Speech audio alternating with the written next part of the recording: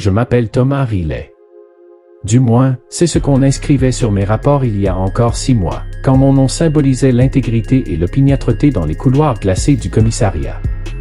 Aujourd'hui, il est devenu un synonyme de « folie », un murmure condescendant échangé entre mes anciens collègues, l'encre des rapports officiels séchant sur mes doigts, m'accusant d'être la victime d'un stress post-traumatique exacerbé. Mais je sais ce que j'ai vu. Je sais ce qui se tapit dans les profondeurs du bois des abysses. Et je sais, avec une certitude qui me consume plus sûrement que la faim ou le froid, que ceux qui dirigent ce monde feraient tout pour que personne, jamais, n'apprenne cette vérité terrifiante. Tout a basculé au début de l'automne, un matin où le ciel bas et gris sur la ville promettait un énième jour de routine morne. Le téléphone a sonné, une vibration inattendue dans mon appartement silencieux. La voix éraillée de l'autre côté était celle de Georges, un vieil ami, garde-chasse depuis des décennies dans une région si reculée qu'elle n'apparaissait même plus sur les GPS modernes. Georges était un homme de la terre, aussi enraciné dans ses croyances et ses superstitions que les chênes centenaires qui peuplaient sa forêt. Mais sa voix était un râle chuchoté, noué par une peur brute, primitive, que je ne lui avais jamais entendue, même après des années passées à débusquer les trafiquants et les braconniers les plus endurcis. Thomas, c'est Georges. Une famille. Des touristes. Disparus. Leurs proches ont alerté, les recherches ont été lancées, mais elles ont été arrêtées. Brutalement. La police locale a classé l'affaire en un jour. Thomas, ça ne se fait pas. Ça ne ressemble pas à un accident. Quelque chose n'est pas normal dans le bois des abysses. Il y a des légendes, tu sais, de vieilles histoires. Mais là, c'est réel. Je te le demande, viens. Discrètement. Pour moi. Le bois des abysses. Même son nom, prononcé dans un murmure, résonnait comme un avertissement. Une parcelle de nature si ancienne, si dense, qu'elle semblait refuser l'intrusion humaine, gardant jalousement ses secrets. Des légendes de bêtes invisibles, de disparitions inexpliquées, de voyageurs qui ne reviennent jamais. J'avais toujours souri à ces contes, les classant dans la catégorie des fables pour touristes et des délires de vieux paysans. Mais le désespoir dans la voix de Georges, il n'était pas du genre à céder à la panique. Son appel avait planté une graine de terreur en moi, une graine que je n'allais pas tarder à voir germer. J'ai pris ma vieille Land Rover, fidèle compagne de mes escapades en forêt, mon sac de rando, mes jumelles et ma lampe torche. Mon arme de service était dans son holster, lourde et rassurante, mais je savais au fond de moi qu'elle serait d'une utilité limitée face à l'inconnu. Je n'ai rien dit à ma hiérarchie. Ils auraient ri de ma lubie, auraient exigé un rapport formel, une autorisation de déplacement, puis auraient refusé catégoriquement une enquête non officielle dans une zone reculée et sans juridiction claire. Pour eux, un cas non résolu est un cas à classer, pas à déterrer. La paperasse, c'était leur dieu. La vérité, une option. L'immersion fut immédiate et déconcertante. Dès que j'ai quitté le goudron pour le chemin de terre, chaotique et envahi par les herbes folles, l'air s'est épaissi, s'est fait lourd, comme si la forêt elle-même retenait son souffle. Les arbres, des conifères gigantesques, leurs branches noueuses entrelacées comme les doigts d'un titan endormi, formaient un plafond végétal si dense que la lumière du soleil ne parvenait qu'en rares raies verdâtres, peignant des éclats irréels dans la pénombre constante. La température a chuté de plusieurs degrés. Le silence était assourdissant, un silence qui n'était pas un vide, mais une absence bruyante, une attente palpable. Seul le craquement aigu des aiguilles de pin et des brindilles sous mes bottes osait briser cette atmosphère. Et parfois, un son étrange, un murmure bas, un frottement profond, un souffle étouffé, comme le vent dans des boyaux géants. Mais il n'y avait pas assez de vent pour produire un tel son. Mon corps tout entier, mon instinct de flic aguerri, criait à l'anomalie. Chaque pore de ma peau était en alerte. Après des heures de marche, le temps perdant toute notion dans ce labyrinthe végétal, la sueur froide perlant à mes tempes malgré l'air frais et humide qui s'engouffrait sous les branchages, l'odeur m'a frappé en premier. Une odeur forte, âcre, métallique, comme celle du sang frais, mélangée à quelque chose de putride, d'organique et de malade. Elle me prenait à la gorge, une odeur de mort qui n'était pas celle d'un renard ou d'un chevreuil abattu. C'était plus grand, plus sinistre. Mon estomac s'est révulsé, mais je n'ai pas pu m'arrêter. Puis, je l'ai vue. Une clairière, petite, étouffée par les arbres. Au centre, ce qui restait d'une caravane. Mon souffle s'est coupé. Pas juste endommagé par un accident de la route, non. Déchiqueté. Le métal était tordu en spirales irréelles, tordu comme de l'argile molle, les panneaux arrachés comme des feuilles de papier, les essieux brisés, le châssis éventré. C'était comme si une main gigantesque l'avait pressé, arraché, puis jeté en pièces par terre, par pure fureur. Les débris étaient éparpillés sur des dizaines de mètres, des coussins déchirés, des jouets d'enfants, des vêtements des bribes de vie projetés dans un chaos de destruction. Mon estomac s'est noué, une douleur lancinante dans mes entrailles. Ce n'était pas un accident. C'était une attaque. Je me suis approché, ma lampe torche, devenue une simple luciole vacillante dans cette immensité oppressante, balayant les débris. Ce que j'ai vu ensuite a déchiré le dernier voile de ma longue expérience de flic. Des choses que j'avais cru réservées aux cauchemars les plus sombres, aux légendes urbaines que l'on raconte à voix basse. Des corps. Pas entiers. Décapités. Lacérés, éviscérés, leurs membres arrachés et dispersés comme de vulgaires poupées de chiffon. Des lambeaux de chair, des éclats d'os. L'horreur était indicible, une toile macabre tissée de sang et de chair, sous le silence pesant de la forêt. Ces victimes n'avaient pas été tuées, elles avaient été mises en pièces par une force d'une brutalité inimaginable, une fureur que je n'avais jamais rencontrée dans toutes mes années passées à traquer les monstres humains. Je n'ai vu aucune trace d'arme, aucune balle, aucun signe de lutte défensive humaine.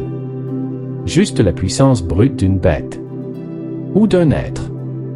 Colossal.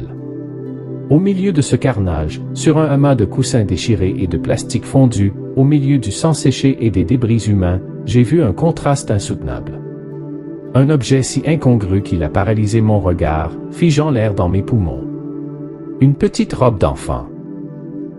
Une robe rose pâle, froissée, comme si elle avait été arrachée d'un coup de la personne qui la portait, et maculée de sang frais. Le sang était rouge vif, coagulé par endroits, contrastant cruellement avec le tissu clair. Mon cœur s'est glacé dans ma poitrine. Pas de petit corps à côté. Pas même un ossement minuscule à sa taille.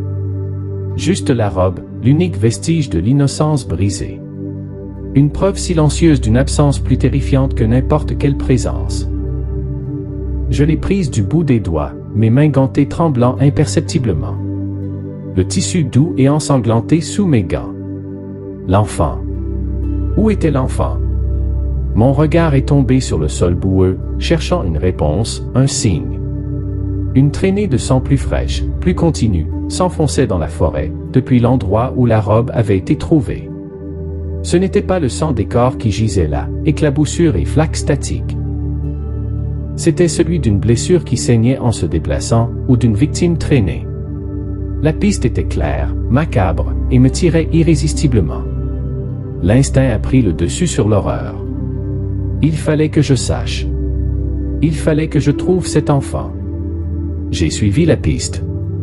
Chaque pas était lourd, mon corps entier criait à l'abandon, mon esprit tournoyait dans l'horreur, mais quelque chose me poussait, une force au-delà de ma propre volonté, une impérieuse nécessité. La traînée de sang s'enfonçait de plus en plus profondément dans le bois des abysses, là où la lumière ne parvenait presque plus, où la pénombre s'était faite totale. Les arbres semblaient se refermer sur moi, leurs branches noueuses se tordant comme des bras griffus qui voulaient m'enserrer, m'engloutir. Le silence était assourdissant, interrompu seulement par les craquements que je ne pouvais pas attribuer à mes pas, des bruits de branches qui se brisaient loin devant, comme si quelque chose de lourd progressait juste hors de ma vue. La piste s'est arrêtée brutalement. Pas de corps, pas de signe de lutte à cet endroit précis. Juste une tache de sang plus large, saturant le sol moussu, comme si l'enfant ou ce qui le traînait avait disparu dans le sol. Ou s'était évaporé dans l'air épais. Autour de cette zone, la terre était retournée, des troncs brisés pendaient, des buissons arrachés de leurs racines. Le sang était plus abondant ici, presque une petite flaque. Puis, plus rien. Le silence était assourdissant, brisé seulement par le sifflement de ma propre respiration paniquée. Mes yeux scannaient les environs, cherchant un indice, une suite, mais le bois des abysses ne me livrait rien d'autre que son hostilité millénaire. Et là, à moitié enfoui dans la boue retournée, brillant faiblement, j'ai trouvé un appareil photo numérique. Un modèle basique, mais qui avait résisté à la destruction environnante. Mon cœur s'est mis à battre la chamade, une espérance folle s'allumant dans ma poitrine glacée. Une preuve. La seule. Une chance de comprendre. Je suis rentré, exténué, la robe dans un sac hermétique, l'appareil photo précieusement gardé dans ma poche intérieure. Une fois dans la sécurité relative de ma voiture, la lumière du jour s'estompant pour laisser place aux longues ombres du crépuscule, j'ai nettoyé la boue de l'appareil avec mes doigts tremblants. L'écran s'est allumé avec un sifflement électronique, un son strident dans le silence oppressant de l'habitacle. J'ai trouvé la dernière vidéo. Les premières secondes montraient la famille. Une femme souriante, les yeux plissés par le soleil, un homme qui riait en faisant des blagues maladroites, et une petite fille, la fille de la robe ensanglantée, agitant la main vers la caméra, insouciante, pleine de vie. Des images de bonheur pur, de normalité quotidienne, un contraste si brutal avec ce que j'avais vu quelques heures plus tôt que la dissonance me vrillait l'âme. Puis, le basculement. Le chaos. La caméra a tremblé violemment, d'abord un léger tremblement, puis des secousses de plus en plus fortes, comme si le monde entier était pris de convulsions. Un grondement. Pas un cri d'animal, mais un rugissement profond, guttural, sourd, comme si la terre elle-même hurlait de ses entrailles, une vibration qui semblait vouloir déchirer l'espace. Des secousses sismiques, le vacarme du métal qui se tordait et se déchirait, les cris terrifiés de la famille qui se mêlaient au craquement assourdissant des arbres qui tombaient. L'image est devenue floue, saturée de bruit, le visage du père déformé par l'horreur hurlant le nom de sa fille. La caméra est tombée au sol, l'objectif pointant vers le ciel, puis vers le sol, puis vers la dernière image. Elle a duré une fraction de seconde avant que la vidéo ne coupe net. Une silhouette massive, aux proportions grotesques, se dressant dans la pénombre, comme une entité faite d'ombre et de pure masse. Elle semblait trop grande pour la perspective, déformant l'espace autour d'elle, aspirant la lumière.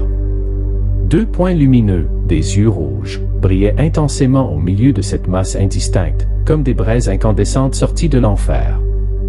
C'était trop grand pour être un ours. Trop difforme.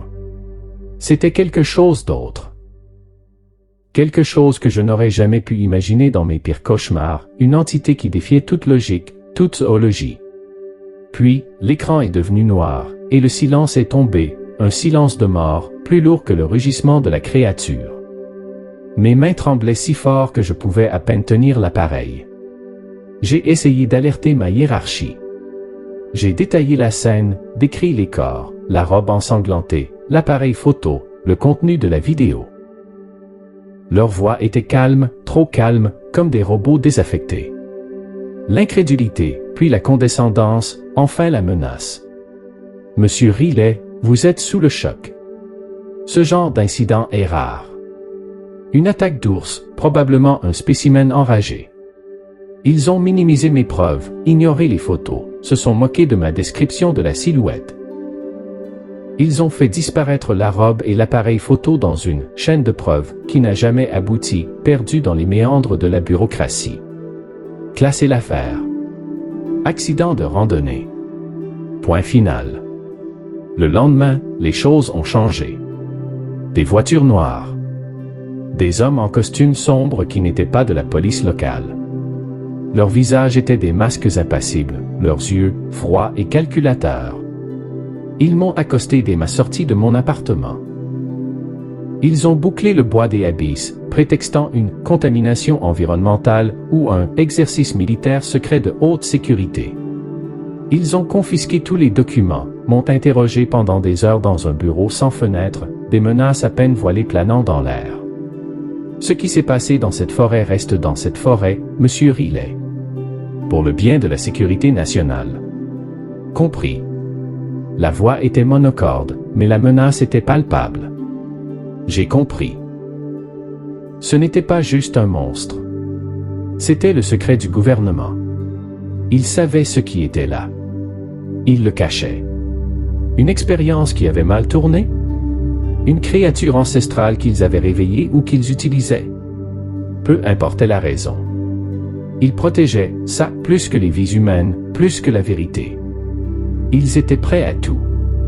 La paranoïa s'est installée, s'est nichée en moi comme un parasite, rongeant chaque once de ma tranquillité. Des ombres à ma fenêtre. Des bruits de pas derrière moi quand je sortais. Des appels anonymes où je n'entendais que du souffle ou des bruits statiques, ou une voix synthétique marmonnant « Laissez tomber, Thomas ». Ma maison semblait être fouillée quand j'étais absent, des objets déplacés, des traces subtiles laissées exprès. Mes collègues m'évitaient, leur regard fuyant, me jugeant comme un paria. Georges, mon vieil ami garde-chasse, a disparu. Muté, m'a-t-on dit par un canal officiel. Je savais que c'était un mensonge éhonté. Ils nettoyaient, effaçaient les traces de leur existence, de notre existence. Je suis seul maintenant.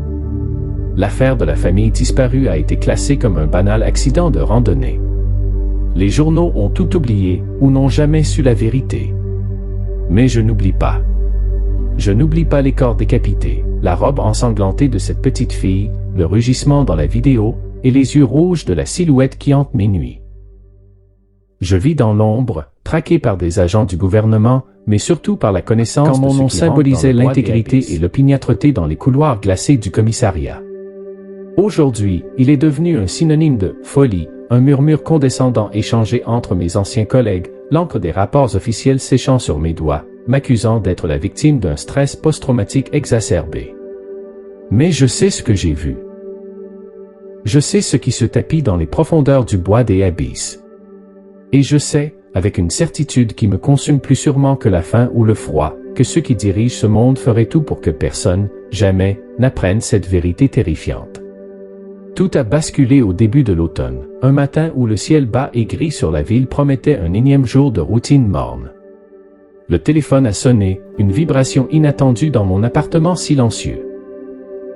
La voix éraillée de l'autre côté était celle de Georges, un vieil ami, garde-chasse depuis des décennies dans une région si reculée qu'elle n'apparaissait même plus sur les GPS modernes.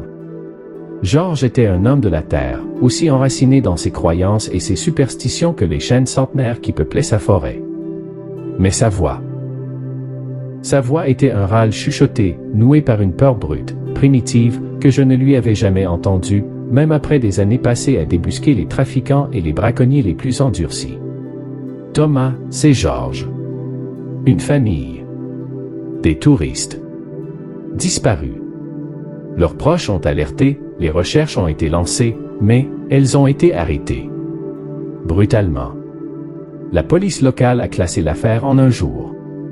Thomas, ça ne se fait pas. Ça ne ressemble pas à un accident. Quelque chose n'est pas normal dans le bois des abysses. Il y a des légendes, tu sais, de vieilles histoires. Mais là, c'est réel. Je te le demande, viens. Discrètement.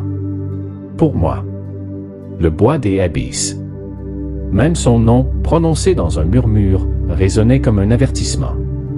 Une parcelle de nature si ancienne, si dense, qu'elle semblait refuser l'intrusion humaine, gardant jalousement ses secrets. Des légendes de bêtes invisibles, de disparitions inexpliquées, de voyageurs qui ne reviennent jamais. J'avais toujours souri à ces contes, les classant dans la catégorie des fables pour touristes et des délires de vieux paysans. Mais le désespoir dans la voix de Georges, il n'était pas du genre à céder à la panique. Son appel avait planté une graine de terreur en moi, une graine que je n'allais pas tarder à voir germer. J'ai pris ma vieille Land Rover, fidèle compagne de mes escapades en forêt, mon sac de rando, mes jumelles et ma lampe torche. Mon arme de service était dans son holster, lourde et rassurante, mais je savais au fond de moi qu'elle serait d'une utilité limitée face à l'inconnu. Je n'ai rien dit à ma hiérarchie. Ils auraient ri de ma lubie, auraient exigé un rapport formel, une autorisation de déplacement, puis auraient refusé catégoriquement une enquête non officielle dans une zone reculée et sans juridiction claire. Pour eux, un cas non résolu est un cas à classer, pas à déterrer. La paperasse, c'était leur dieu. La vérité, une option. L'immersion fut immédiate et déconcertante. Dès que j'ai quitté le goudron pour le chemin de terre, chaotique et envahi par les herbes folles, l'air s'est épaissi, s'est fait lourd, comme si la forêt elle-même retenait son souffle. Les arbres, des conifères gigantesques, leurs branches noueuses entrelacées comme les doigts d'un titan endormi, formaient un plafond végétal si dense que la lumière du soleil ne parvenait qu'en rares raies verdâtres, peignant des éclats irréels dans la pénombre constante. La température a chuté de plusieurs degrés. Le silence était assourdissant, un silence qui n'était pas un vide, mais une absence bruyante, une attente palpable.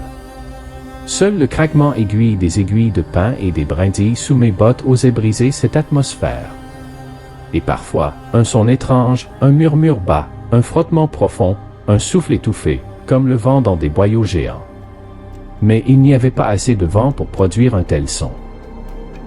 Mon corps tout entier, mon instinct de flic aguerri, criait à l'anomalie.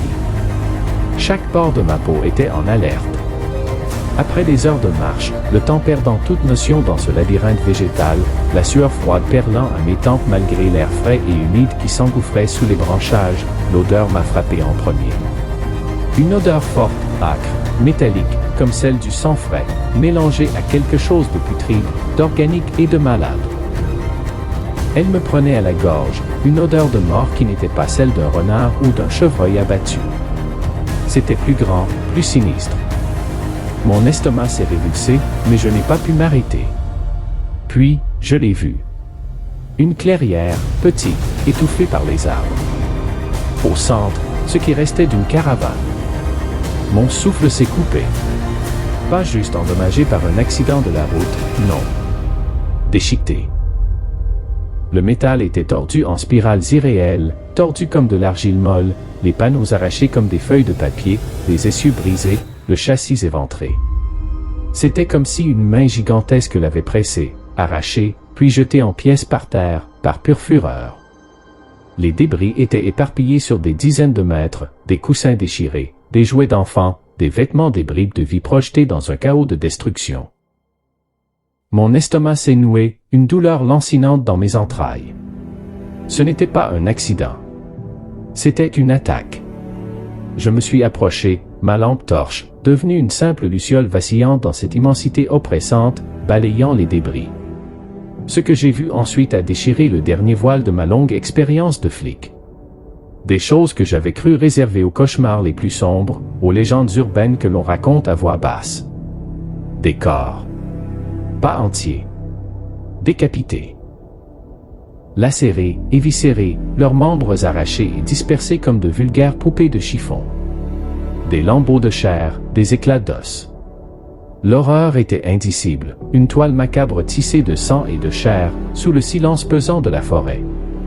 Ces victimes n'avaient pas été tuées, elles avaient été mises en pièces par une force d'une brutalité inimaginable, une fureur que je n'avais jamais rencontrée dans toutes mes années passées à traquer les monstres humains. Je n'ai vu aucune trace d'arme, aucune balle, aucun signe de lutte défensive humaine. Juste la puissance brute d'une bête. Ou d'un être. Colossal. Au milieu de ce carnage, sur un amas de coussins déchirés et de plastique fondu, au milieu du sang séché et des débris humains, j'ai vu un contraste insoutenable. Un objet si incongru qu'il a paralysé mon regard, figeant l'air dans mes poumons. Une petite robe d'enfant. Une robe rose pâle, froissée, comme si elle avait été arrachée d'un coup de la personne qui la portait, et maculée de sang frais. Le sang était rouge vif, coagulé par endroits, contrastant cruellement avec le tissu clair. Mon cœur s'est glacé dans ma poitrine. Pas de petit corps à côté. Pas même un ossement minuscule à sa taille. Juste la robe, l'unique vestige de l'innocence brisée. Une preuve silencieuse d'une absence plus terrifiante que n'importe quelle présence. Je l'ai prise du bout des doigts, mes mains gantées tremblant imperceptiblement. Le tissu doux et ensanglanté sous mes gants. L'enfant. Où était l'enfant? Mon regard est tombé sur le sol boueux, cherchant une réponse, un signe. Une traînée de sang plus fraîche, plus continue, s'enfonçait dans la forêt, depuis l'endroit où la robe avait été trouvée. Ce n'était pas le sang des corps qui gisait là, éclaboussure et flaque statique. c'était celui d'une blessure qui saignait en se déplaçant ou d'une victime traînée. La piste était claire, macabre, et me tirait irrésistiblement. L'instinct a pris le dessus sur l'horreur. Il fallait que je sache. Il fallait que je trouve cet enfant. J'ai suivi la piste. Chaque pas était lourd, mon corps entier criait à l'abandon, mon esprit tournoyait dans l'horreur, mais quelque chose me poussait, une force au-delà de ma propre volonté, une impérieuse nécessité. La traînée de sang s'enfonçait de plus en plus profondément dans le bois des abysses, là où la lumière ne parvenait presque plus, où la pénombre s'était faite totale. Les arbres semblaient se refermer sur moi, leurs branches noueuses se tordant comme des bras griffus qui voulaient m'enserrer, m'engloutir. Le silence était assourdissant, interrompu seulement par les craquements que je ne pouvais pas attribuer à mes pas, des bruits de branches qui se brisaient loin devant, comme si quelque chose de lourd progressait juste hors de ma vue. La piste s'est arrêtée brutalement. Pas de corps, pas de signe de lutte à cet endroit précis. Juste une tache de sang plus large, saturant le sol moussu, comme si l'enfant ou ce qui le traînait avait disparu dans le sol. Ou s'était évaporé dans l'air épais. Autour de cette zone, la terre était retournée, des troncs brisés pendaient, des buissons arrachés de leurs racines. Le sang était plus abondant ici, presque une petite flaque. Puis, plus rien. Le silence était assourdissant, brisé seulement par le sifflement de ma propre respiration paniquée. Mes yeux scannaient les environs, cherchant un indice, une suite, mais le bois des abysses ne me livrait rien d'autre que son hostilité millénaire. Et là, à moitié enfoui dans la boue retournée, brillant faiblement, j'ai trouvé un appareil photo numérique. Un modèle basique, mais qui avait résisté à la destruction environnante. Mon cœur s'est mis à battre la chamade, une espérance folle s'allumant dans ma poitrine glacée. Une preuve. La seule. Une chance de comprendre. Je suis rentré, exténué, la robe dans un sac hermétique, l'appareil photo précieusement gardé dans ma poche intérieure. Une fois dans la sécurité relative de ma voiture, la lumière du jour s'estompant pour laisser place aux longues ombres du crépuscule, j'ai nettoyé la boue de l'appareil avec mes doigts tremblants. L'écran s'est allumé avec un sifflement électronique, un son strident dans le silence oppressant de l'habitacle. J'ai trouvé la dernière vidéo. Les premières secondes montraient la famille. Une femme souriante, les yeux plissés par le soleil, un homme qui riait en faisant des blagues maladroites, et une petite fille, la fille de la robe ensanglantée, agitant la main vers la caméra, insouciante, pleine de vie. Des images de bonheur pur, de normalité quotidienne, un contraste si brutal avec ce que j'avais vu quelques heures plus tôt que la dissonance me vrillait l'âme. Puis, le basculement. Le chaos. La caméra a tremblé violemment, d'abord un léger tremblement, puis des secousses de plus en plus fortes, comme si le monde entier était pris de convulsions. Un grondement. Pas un cri d'animal, mais un rugissement profond, guttural, sourd, comme si la terre elle-même hurlait de ses entrailles, une vibration qui semblait vouloir déchirer l'espace. Des secousses sismiques, le vacarme du métal qui se tordait et se déchirait, les cris terrifiés de la famille qui se mêlaient au craquement assourdissant des arbres qui tombaient. L'image est devenue floue, saturée de bruit, le visage du père déformé par l'horreur hurlant le nom de sa fille. La caméra est tombée au sol, l'objectif pointant vers le ciel, puis vers le sol, puis vers la dernière image. Elle a duré une fraction de seconde avant que la vidéo ne coupe net. Une silhouette massive, aux proportions grotesques, se dressant dans la pénombre, comme une entité faite d'ombre et de pure masse. Elle semblait trop grande pour la perspective, déformant l'espace autour d'elle, aspirant la lumière. Deux points lumineux, des yeux rouges, brillaient intensément au milieu de cette masse indistincte, comme des braises incandescentes sorties de l'enfer. C'était trop grand pour être un ours. Trop difforme. C'était quelque chose d'autre.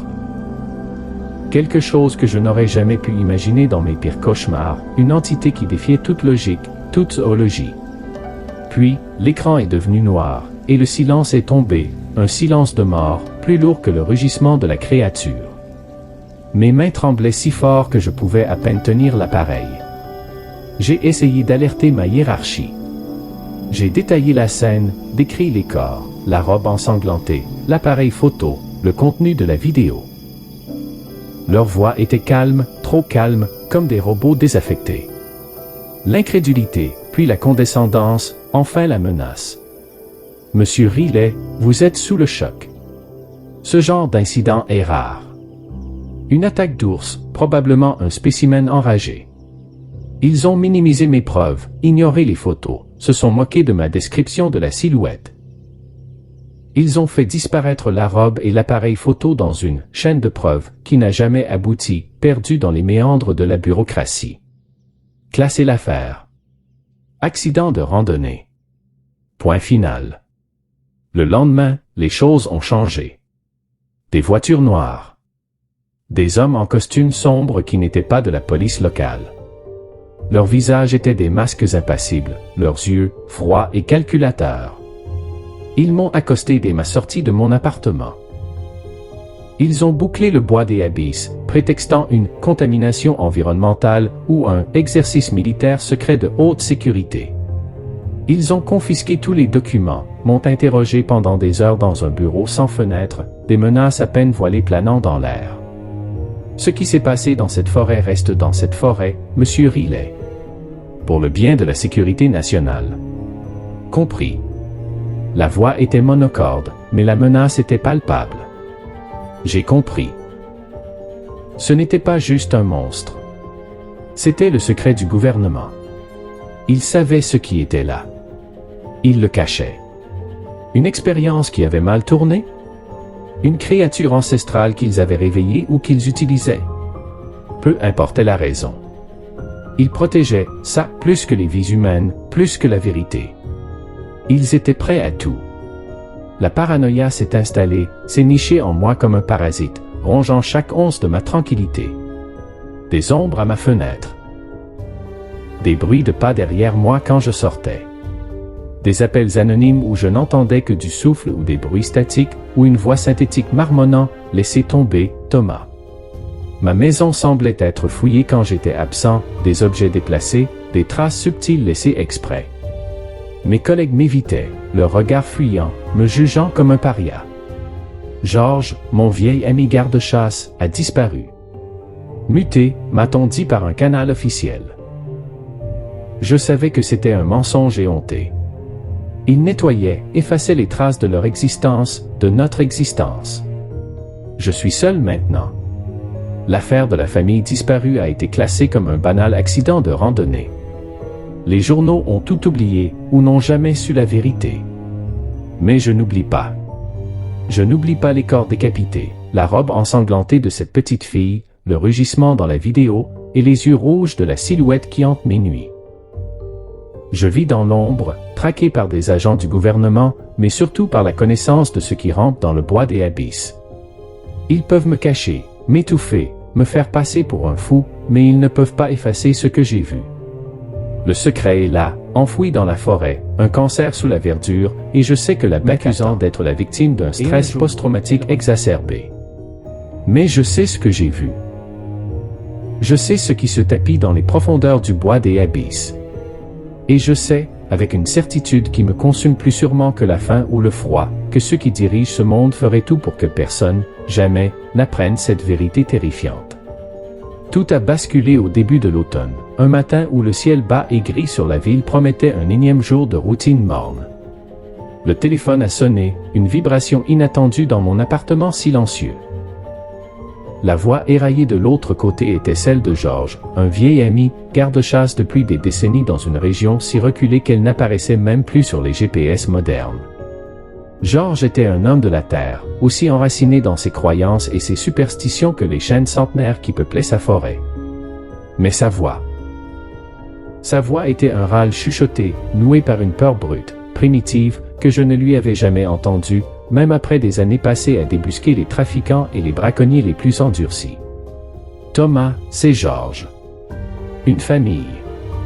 Des touristes. Disparus. Leurs proches ont alerté, les recherches ont été lancées, mais elles ont été arrêtées.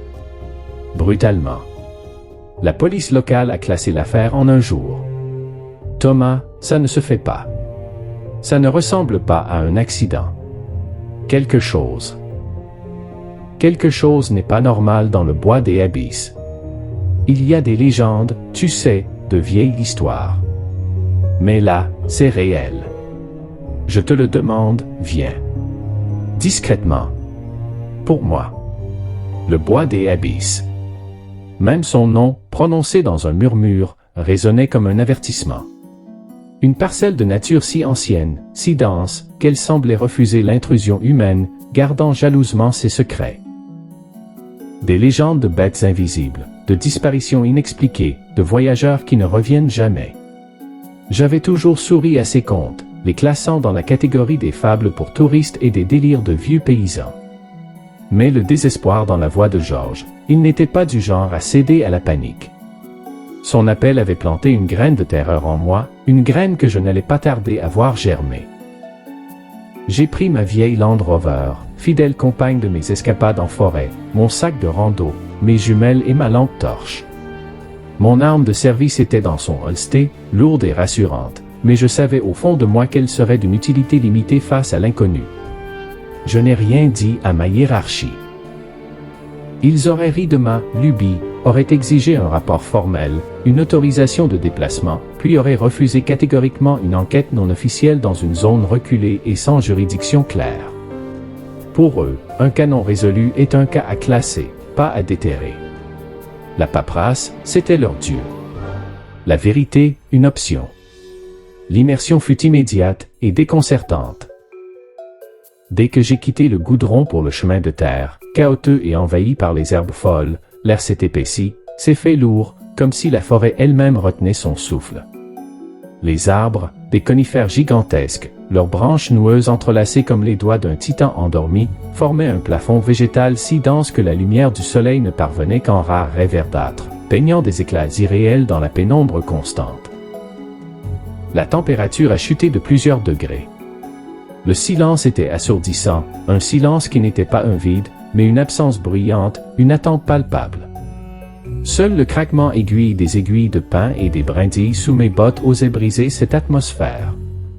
Et parfois, un son étrange, un murmure bas, un frottement profond, un souffle étouffé, comme le vent dans des boyaux géants. Mais il n'y avait pas assez de vent pour produire un tel son. Mon corps tout entier, mon instinct de flic aguerri, criait à l'anomalie. Chaque pore de ma peau était en alerte. Après des heures de marche, le temps perdant toute notion dans ce labyrinthe végétal, la sueur froide perlant à mes tempes malgré l'air frais et humide qui s'engouffrait sous les branchages, l'odeur m'a frappé en premier. Une odeur forte, âcre, métallique, comme celle du sang frais, mélangée à quelque chose de putride, d'organique et de malade. Elle me prenait à la gorge, une odeur de mort qui n'était pas celle d'un renard ou d'un chevreuil abattu. C'était plus grand, plus sinistre. Mon estomac s'est révulsé, mais je n'ai pas pu m'arrêter. Puis, je l'ai vue. Une clairière, petite, étouffée par les arbres. Au centre, ce qui restait d'une caravane. Mon souffle s'est coupé. Pas juste endommagé par un accident de la route, non. Déchiqueté.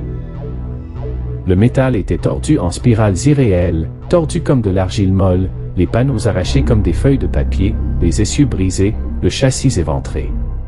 C'était comme si une main gigantesque l'avait pressé, arraché, puis jeté en pièces par terre, par pure fureur.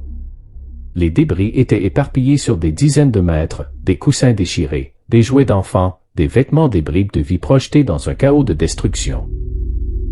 Mon estomac s'est noué, une douleur lancinante dans mes entrailles. Ce n'était pas un accident. C'était une attaque. Je me suis approché, ma lampe torche, devenue une simple luciole vacillante dans cette immensité oppressante, balayant les débris. Ce que j'ai vu ensuite a déchiré le dernier voile de ma longue expérience de flic. Des choses que j'avais cru réservées aux cauchemars les plus sombres, aux légendes urbaines que l'on raconte à voix basse. Des corps. Pas entiers. Décapités. Lacérés, éviscérés, leurs membres arrachés et dispersés comme de vulgaires poupées de chiffon. Des lambeaux de chair, des éclats d'os. L'horreur était indicible, une toile macabre tissée de sang et de chair, sous le silence pesant de la forêt. Ces victimes n'avaient pas été tuées, elles avaient été mises en pièces par une force d'une brutalité inimaginable, une fureur que je n'avais jamais rencontrée dans toutes mes années passées à traquer les monstres humains. Je n'ai vu aucune trace d'arme, aucune balle, aucun signe de lutte défensive humaine. Juste la puissance brute d'une bête. Ou d'un être. Colossal. Au milieu de ce carnage, sur un amas de coussins déchirés et de plastique fondu, au milieu du sang séché et des débris humains, j'ai vu un contraste insoutenable. Un objet si incongru qu'il a paralysé mon regard, figeant l'air dans mes poumons. Une petite robe d'enfant. Une robe rose pâle, froissée, comme si elle avait été arrachée d'un coup de la personne qui la portait, et maculée de sang frais. Le sang était rouge vif, coagulé par endroits, contrastant cruellement avec le tissu clair. Mon cœur s'est glacé dans ma poitrine. Pas de petit corps à côté.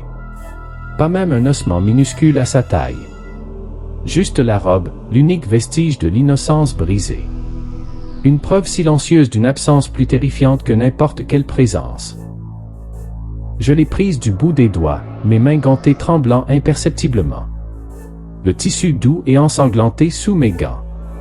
L'enfant. Où était l'enfant? Mon regard est tombé sur le sol boueux, cherchant une réponse, un signe. Une traînée de sang plus fraîche, plus continue, s'enfonçait dans la forêt, depuis l'endroit où la robe avait été trouvée. Ce n'était pas le sang des corps qui gisait là, éclaboussure et flaque statique. C'était celui d'une blessure qui saignait en se déplaçant, ou d'une victime traînée. La piste était claire, macabre, et me tirait irrésistiblement. L'instinct a pris le dessus sur l'horreur. Il fallait que je sache. Il fallait que je trouve cet enfant. J'ai suivi la piste. Chaque pas était lourd, mon corps entier criait à l'abandon, mon esprit tournoyait dans l'horreur, mais quelque chose me poussait, une force au-delà de ma propre volonté, une impérieuse nécessité. La traînée de sang s'enfonçait de plus en plus profondément dans le bois des abysses, là où la lumière ne parvenait presque plus, où la pénombre s'était faite totale. Les arbres semblaient se refermer sur moi, leurs branches noueuses se tordant comme des bras griffus qui voulaient m'enserrer, m'engloutir. Le silence était assourdissant, interrompu seulement par les craquements que je ne pouvais pas attribuer à mes pas, des bruits de branches qui se brisaient loin devant, comme si quelque chose de lourd progressait juste hors de ma vue. La piste s'est arrêtée brutalement. Pas de corps, pas de signe de lutte à cet endroit précis. Juste une tache de sang plus large, saturant le sol moussu, comme si l'enfant ou ce qui le traînait avait disparu dans le sol. Ou s'était évaporé dans l'air épais. Autour de cette zone, la terre était retournée, des troncs brisés pendaient, des buissons arrachés de leurs racines. Le sang était plus abondant ici, presque une petite flaque. Puis, plus rien. Le silence était assourdissant, brisé seulement par le sifflement de ma propre respiration paniquée. Mes yeux scannaient les environs, cherchant un indice, une suite, mais le bois des abysses ne me livrait rien d'autre que son hostilité millénaire. Et là, à moitié enfoui dans la boue retournée, brillant faiblement, j'ai trouvé un appareil photo numérique. Un modèle basique, mais qui avait résisté à la destruction environnante. Mon cœur s'est mis à battre la chamade, une espérance folle s'allumant dans ma poitrine glacée. Une preuve. La seule. Une chance de comprendre. Je suis rentré, exténué, la robe dans un sac hermétique, l'appareil photo précieusement gardé dans ma poche intérieure. Une fois dans la sécurité relative de ma voiture, la lumière du jour s'estompant pour laisser place aux longues ombres du crépuscule, j'ai nettoyé la boue de l'appareil avec mes doigts tremblants. L'écran s'est allumé avec un sifflement électronique, un son strident dans le silence oppressant de l'habitacle. J'ai trouvé la dernière vidéo. Les premières secondes montraient la famille. Une femme souriante, les yeux plissés par le soleil, un homme qui riait en faisant des blagues maladroites, et une petite fille, la fille de la robe ensanglantée, agitant la main vers la caméra, insouciante, pleine de vie. Des images de bonheur pur, de normalité quotidienne, un contraste si brutal avec ce que j'avais vu quelques heures plus tôt que la dissonance me vrillait l'âme. Puis, le basculement. Le chaos. La caméra a tremblé violemment, d'abord un léger tremblement, puis des secousses de plus en plus fortes, comme si le monde entier était pris de convulsions. Un grondement. Pas un cri d'animal, mais un rugissement profond, guttural, sourd, comme si la terre elle-même hurlait de ses entrailles, une vibration qui semblait vouloir déchirer l'espace. Des secousses sismiques, le vacarme du métal qui se tordait et se déchirait, les cris terrifiés de la famille qui se mêlaient au craquement assourdissant des arbres qui tombaient. L'image est devenue floue, saturée de bruit, le visage du père déformé par l'horreur hurlant le nom de sa fille. La caméra est tombée au sol, l'objectif pointant vers le ciel, puis vers le sol, puis vers la dernière image. Elle a duré une fraction de seconde avant que la vidéo ne coupe net. Une silhouette massive, aux proportions grotesques, se dressant dans la pénombre, comme une entité faite d'ombre et de pure masse. Elle semblait trop grande pour la perspective, déformant l'espace autour d'elle, aspirant la lumière. 2 points lumineux, des yeux rouges, brillaient intensément au milieu de cette masse indistincte, comme des braises incandescentes sorties de l'enfer. C'était trop grand pour être un ours. Trop difforme. C'était quelque chose d'autre. Quelque chose que je n'aurais jamais pu imaginer dans mes pires cauchemars, une entité qui défiait toute logique, toute zoologie. Puis, l'écran est devenu noir, et le silence est tombé, un silence de mort, plus lourd que le rugissement de la créature. Mes mains tremblaient si fort que je pouvais à peine tenir l'appareil. J'ai essayé d'alerter ma hiérarchie. J'ai détaillé la scène, décrit les corps, la robe ensanglantée, l'appareil photo, le contenu de la vidéo. Leurs voix étaient calmes, trop calmes, comme des robots désaffectés. L'incrédulité, puis la condescendance, enfin la menace. Monsieur Riley, vous êtes sous le choc. Ce genre d'incident est rare. Une attaque d'ours, probablement un spécimen enragé. Ils ont minimisé mes preuves, ignoré les photos, se sont moqués de ma description de la silhouette. Ils ont fait disparaître la robe et l'appareil photo dans une chaîne de preuves qui n'a jamais abouti, perdue dans les méandres de la bureaucratie. Classer l'affaire. Accident de randonnée. Point final. Le lendemain, les choses ont changé. Des voitures noires. Des hommes en costumes sombres qui n'étaient pas de la police locale. Leurs visages étaient des masques impassibles, leurs yeux, froids et calculateurs. Ils m'ont accosté dès ma sortie de mon appartement. Ils ont bouclé le bois des abysses, prétextant une contamination environnementale ou un exercice militaire secret de haute sécurité.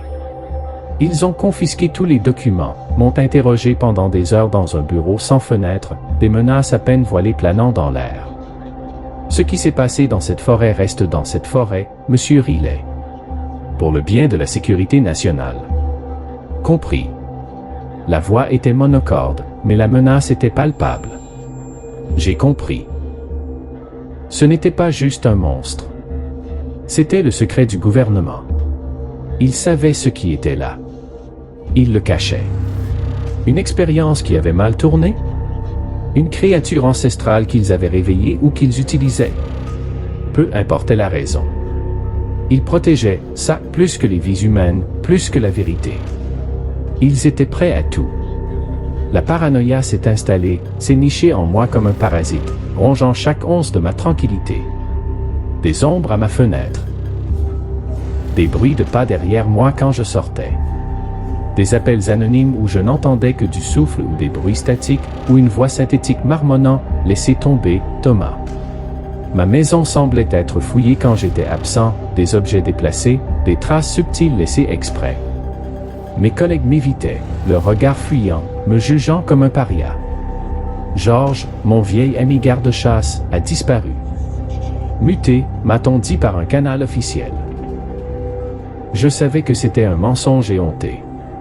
Ils nettoyaient, effaçaient les traces de leur existence, de notre existence. Je suis seul maintenant.